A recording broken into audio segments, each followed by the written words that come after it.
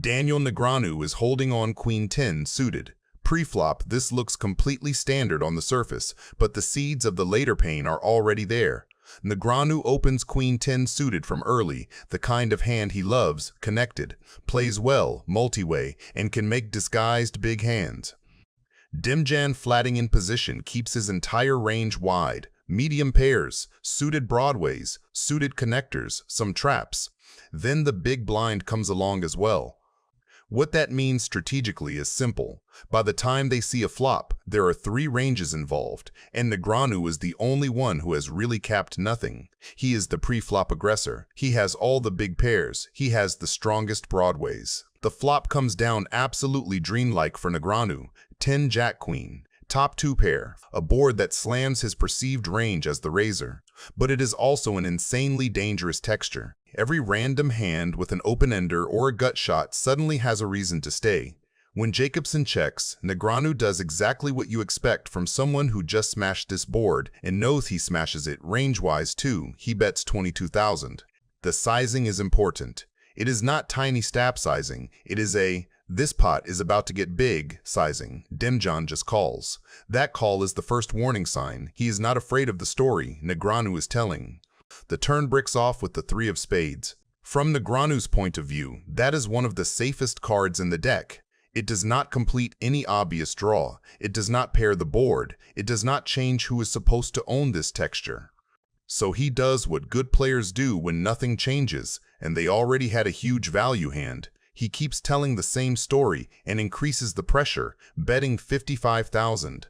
This is Negreanu effectively saying, if you were floating or gambling with some weak draw on the flop, this is your exit. If you continue now, you are representing something serious. The river brings the deuce of clubs, another nothing card in terms of raw texture. From Negreanu's seat, it is almost the perfect river. Straights are still the same straights, sets are still the same sets, and there are no obvious busted draws that suddenly got there. He still has top 2 pair on a board where he is supposed to have all the strong top-end value, so he fires again, 90,000 this time. Raise. I had a feeling you were going to do that on the turn. You waited. It was smart. You got me to bet one more time. Daniel loves calling like Miley Cyrus loves a big foam finger, but I don't think even he can figure out a way to talk himself into this one. 8-9 or something? Doesn't matter. Nope. No. Yeah, ace king. 2 pair. Queen 10. Good hand. Hellmuth is looking down on pocket kings. Pre-flop, this is a classic clash between raw power and disguised strength. Tony G opens light. Mercier flats on the button with pocket 3s, and Hellmuth in the blind wakes up with kings. Raise pot. His raise to 8,600 is a big, old-school squeeze sizing that tries to punish Tony's wide open and isolate one player. When Tony gets out of the way and You got a couple of hundred on and I'll play every time pre-flop. Why don't you add some more money on, Phil? I'll give you a flip every time then. See what sort of a genius you are then. Mercier calls, the dynamic is already set. Phil has defined his range as extremely strong, while Jason has a capped, small pair suited connector, looking range that wants to see flops and play poker post-flop. The flop comes down a nightmare texture for Phil, 9, Queen, 3, all clubs. Mercier absolutely smashes it with bottom set on a monotone board, while Phil's overpair is in danger of being dead against any made flush or set. The turn pairs the queen, giving Mercier a full house and freezing a lot of Phil's perceived flushes. Jason checks again, continuing the trap. Now Phil feels safer. Paired boards mean fewer flushes and more chance his overpair is best. So he fires 7,000 as a delayed c-bet that targets exactly hands like 10s, jacks, or a bare club. Mercier springs the trap with a raise. That line screams polarized, either a queen, a big flush, or a bluff. With kings and the king of clubs, Phil decides to hang on and call, planning to reevaluate rivers. The river brings a 4th club, completing every possible flush and leaving full houses at the absolute top. From Mercier's seat, this is perfect. The story he has told of a strong queen or big flush is still completely consistent, and his actual hand, a full house, comfortably beats both. He jams, ripping in the rest of his stack. Come on. Come on, what in the heck is going on here? This is ridiculous.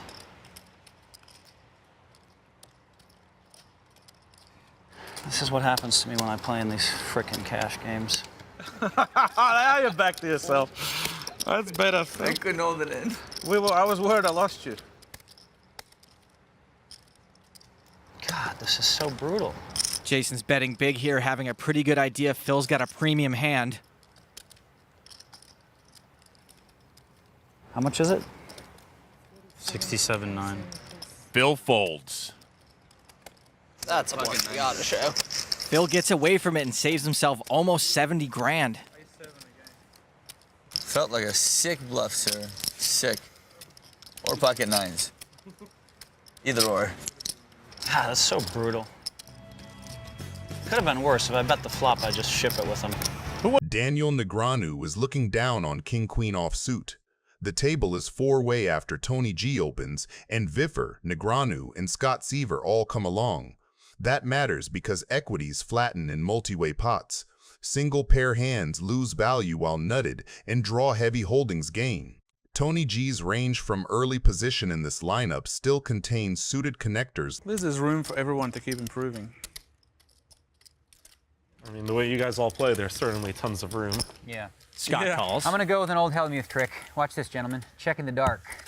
How do you fade that? Seriously, check in the dark. I don't even want to see what's coming. Checking through is revealing. On this texture, the pre-flop raiser has a lot of one pair and gut shot combinations that dislike being raised by three players. See how that worked? Because if I wouldn't have done that, they would have been more scared. My turn, right? Daniel's still open-ended. Did you qualify? Yes, I've qualified pretty comfortably at this point. Question is, how much do I want to put in there? You checked. No, I'm not. I'm not, for sure. You're not checking? Yeah. If you're folding any bet, you can just do that now. I'm going to put in... The turn is the 7 of spades, a huge card for Tony G's side of the range, and a bad one for capped checkbacks. Negreanu leads $3,600 into the field, a small sizing that targets folds from the Broadway airballs, and denies equity to Queen 9, 9-8, and the club draws. Scott's call with Queen Jack keeps dominated queens in, but the raise from Tony G to $14,000 is the pivotal data point. After a street of passivity, that raise is heavily weighted to value. If I win the pot, I'll give you your money back. Negreanu's call with King-Queen looks ambitious only if you ignore blocker logic. He removes the queen that completes Tony G's higher straight and retains outs to the ace or 9 to make his own. Scott correctly recognizes he's in kicker jail and releases. Wow, that was a big sweat. Took a long time. That speech really got him. He made a big laydown just now. The river is the 9 of diamonds. Range-wise, it's a dagger for Tony G. His made straight from the turn remains a straight, but Negreanu's King-Queen now upgrades to the higher straight. When Negreanu fires $35,000, the story is polarized between exactly that high straight and bluffs that bricked clubs or random Queen X that tried to push Tony G off a one-pair hand. Are you also offering my 4,800 back if you... Tony calls and Daniel wins a $100,000 pot. I had the nuts on the turn. Wow, well done. Felt like... Keating's looking down on ace-queen offsuit. Peter comes along with ace-7 suited, a hand that plays fine multi-way but is easily dominated by Keating's calling range. Stanley takes the button with Jack-10, a classic position hand that realizes equity well against 3 opponents. Keating flats pre-flop with ace-queen from the small blind instead of squeezing. Out of position and deep, that call invites dominated aces and worse queens to continue while avoiding a bloated pot against a raiser who can 4-bet. The flop favors ranges that arrived by calling. Keating's ace-queen makes second pair with the best kicker and holds the key blocker to Broadway. His call versus the c-bet is standard. Raising turns his hand into a bluff catcher against stronger kings and sets while isolating himself versus better. Peter's call with ace-7 is thin but defensible. He has bottom pair, an overcard, and backdoor hearts, and he wants to keep his range uncapped for later streets. Stanley's call with Jack-10 is mandatory. He has the best improvement potential with the open-ender and position. The turn ace changes the incentive structure completely. Keating now holds aces and queens, and, out of position in a multi-way pot, checking is superior. Betting announces strength, repels worse, and makes it easy for a better ace like ace-king to play perfectly against him. By checking, he allows weaker aces and floats to fire or show down worse. Peter quietly improves to 2-pair, and he should notice how clean his value targets are, aces that didn't connect with the king or queen, plus stubborn kings that hate folding. But checking has logic too. He controls the pot and traffic and preserves bluffs for the river. Stanley's check is the costly one. With Jack 10, he owns the nuts on a paired board that still grants him clear value from top pairs and combo draws. Letting it check through surrenders value and protection, and it exposes him to exactly what happens next. The board pairs again, and his straight gets stone dead. The river double pairs the ace and reorders the hierarchy. Keating upgrades to aces full of queens, Peter lands on aces full of sevens, and Stanley is drawing thin to chatter. And this is going to get very nasty for Peter. Maybe Stanley also, but especially Peter. Checks from Keating and the original raiser are invitations. Peter accepts with a big bet that targets trip aces and missed draws and tries to dodge raises from the few better full houses. Stanley correctly folds once the ace pairs again, straights are dust. Keating's river decision should lean exploitative here. Against Peter, who routinely overplays strong one-pair and boat combos, a value raise prince. Keating's hand is under-repped, he blocks the most common equal boat with the queen. Peter's turn check makes ace-king less likely, and Texas Mike is capped after check-check. Did he just call? He just called.